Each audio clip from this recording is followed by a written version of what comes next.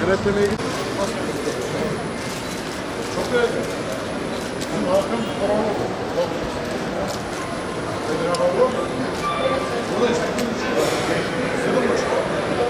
Çok dönmeyen yer burası. Hayır, deri çok sıkıntı. Yani derileri başkası hastalık olan. Bunlardan çok ulaşım ya. Daha çok bu Şeyde çok kaldı. Bunlar gelmek güzel. Bilmiyorum. Yok biz o şey koyuyoruz.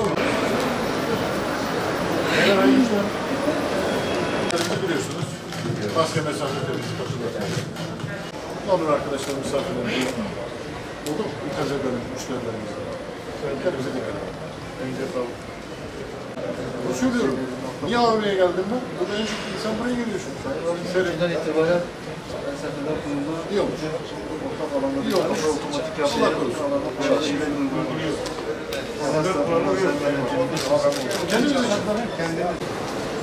Buraları gezler abi.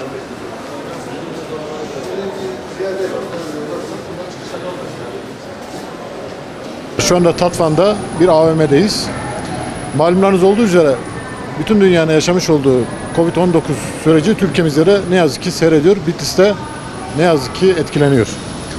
İçişleri Bakanlığımızın emri ve talimatları doğrultusunda bugün valiler, kaymakamlar, vali yardımcıları, belediye başkanları, emniyet müdürleri, jandarma komutanları ve bunlara bağlı bütün personelimiz bizim şu anda Covid-19'la mücadele kapsamındaki temel prensipler olan maske, mesafe ve temizlik kurallarını vatandaşlarımıza rehberlik etmek amacıyla denetliyorlar.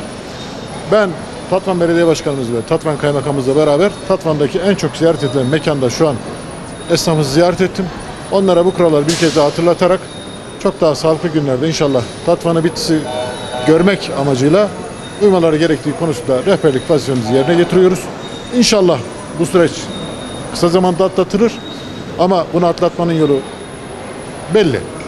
Kurallara uyacağız. Kurallar belli. Maske, mesafe ve temizlik. İnşallah çok daha sağlıklı günlerde arkadaşlarımızı ziyaret etme şansı bulacağız. Ben sizlere de bize eşlik ettiğiniz için çok teşekkür ediyorum.